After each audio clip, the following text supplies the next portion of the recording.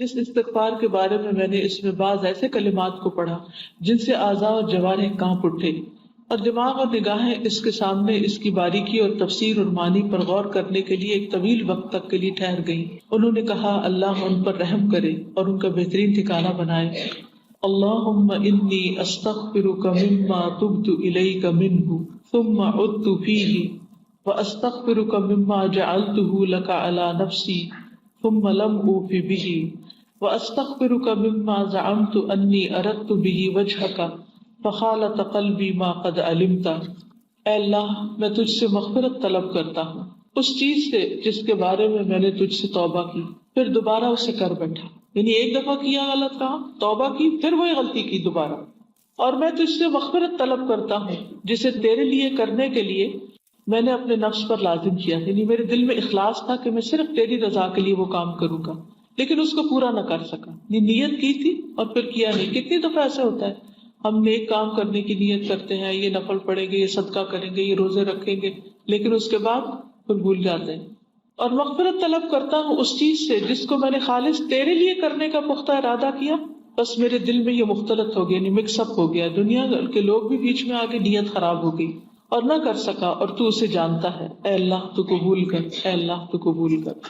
ایک اور استغفار ہے، اللہم اغفر وارحم موتانا وموتى المسلمین اجمعین واجز اللہم السلف الصالح عنا خیر الجزاء بما اورثوا لنا من علم نافع وذکر جامع وایمان شدید البیاض ناسع۔ اے اللہ ہمارے اور تمام مسلمانوں کے مردوں کو بخش دے، یعنی جو فوت ہو چکے ہیں، اور رحم فرما، اور اے اللہ ہمارے گزرے ہوئے نیک لوگوں کو ہم سے بہترین بدلہ دے کہ انہوں نے ہمیں علم نافع، جامع، خالص ذکر اور صاف شفاف ایمان وراثت میں دیا، یعنی صحیح چیزیں ہمارے تک آج پہنچی ہیں ان لوگوں کی محنتوں کی بدولت جنہوں نے اس راستے میں اپنی زندگیاں لگا دی تھی۔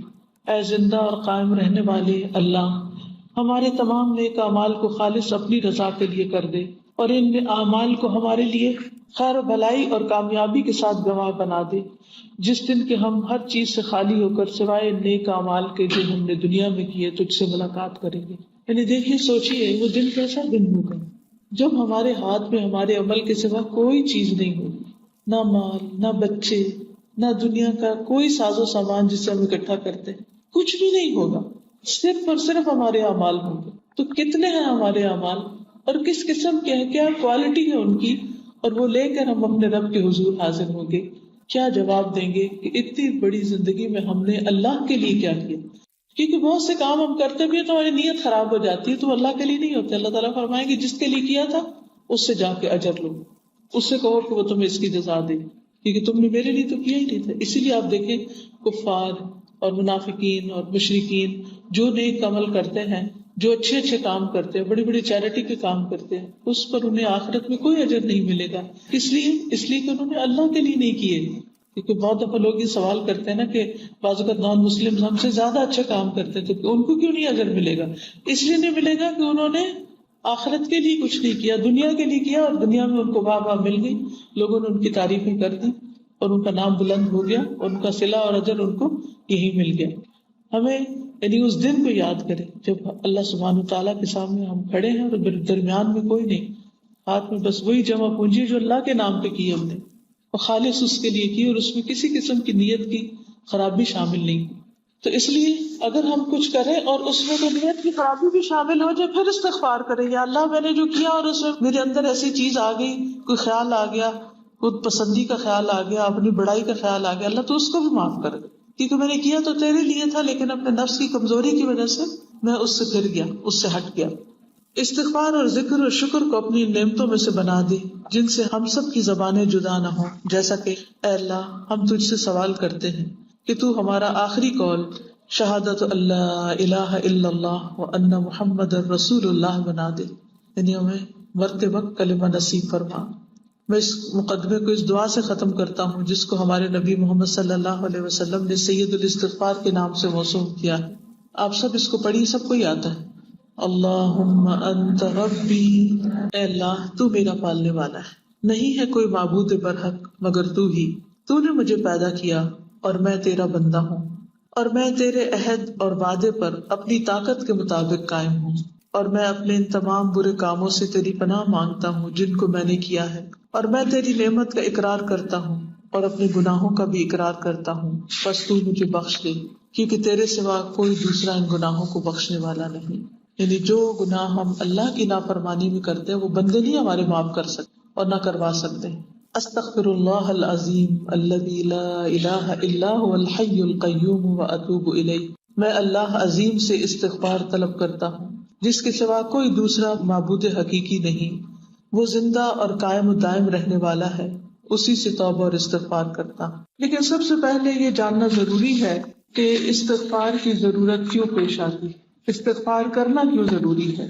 یہ ہم سب جانتے ہیں کہ ہم لوگ دن رات گناہ کرتے ہیں، اللہ تعالیٰ کی نافرمانیاں کرتے ہیں، کچھ جان بوجھ کر اور کچھ انجانے میں، کچھ انسان ہونے کے ناطے، کچھ جہالت میں، لا علمی میں، جذباتیت میں، اپنے نفس کی کمزوری کی وجہ سے۔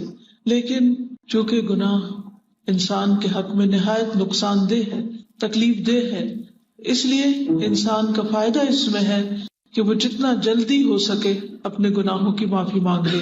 اللہ سبحانہ و تعالیٰ نے انسان کو اپنی عبادت کے لیے پیدا کیا، یعنی دنیا میں اپنی اطاعت کے لیے پیدا کیا، فرما برداری کے لیے پیدا کیا، نافرمانی کے لیے پیدا نہیں کیا۔ اس لیے ہم سب کے لیے لازم ہے کہ ہم حد الوسع یہ کوشش کریں کہ وہ کام کریں جو اللہ کو راضی کرنے والے ہوں، اور ان کاموں سے بچیں جن سے اللہ سبحانہ و تعالیٰ ناراض ہوتا ہے۔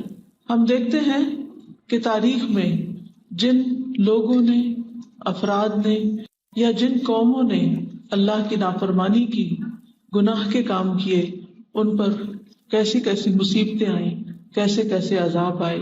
اگر ہم دیکھیں تو آدم علیہ السلام کو جنت سے کس چیز نے نکلوایا؟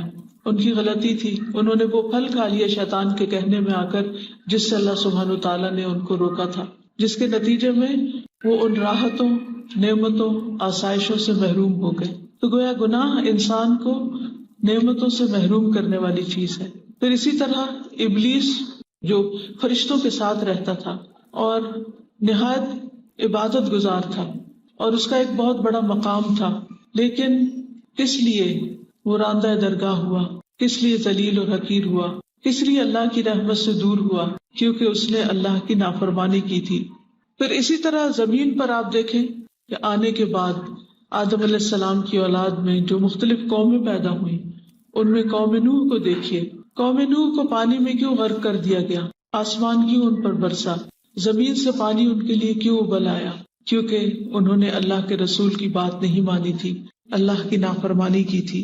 وہ کون سی چیز تھی جس نے قوم عاد پر باد سرسر مسلط کر دی تھی کہ وہ ہوا جس پر سے بھی گزرتی، انسانوں، کھیتوں، چوپایوں، جانوروں، مکانوں، کسی بھی چیز پر جو ہوا وہ گزری اس کو تباہ و برباد کر کے رکھ گئی، اور انسان اس طرح گرے پڑے تھے، مرے پڑے تھے، گویا درختوں کے تنے اکھڑے ہوئے ہوں۔ وہ کون سی چیز تھی جس نے سمود جیسی طاقتور قوم کو، جس نے بہت مضبوط گھر بنا رکھے تھے پہاڑوں کو تراش تراش کے، ان کو صرف ایک چیخ کے ساتھ ہلاک کر دیا؟ وہ ان کے گناہ ہی تھے جن کے نتیجے میں وہ ہلاک اور برباد ہوئے۔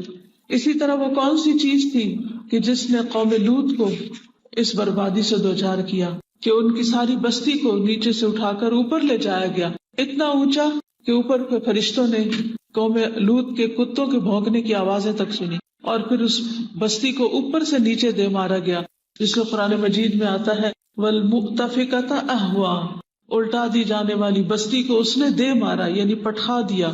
وہ کیا چیز تھی؟ اللہ کی نافرمانی تھی، گناہ تھا۔ وہ کون سی چیز تھی جس نے فرعون جیسی طاقتور انسان اور اس کے طاقتور لشکروں کو ڈبو دیا؟ وہ گناہ ہی تھے، وہ نافرمانیاں ہی تھی۔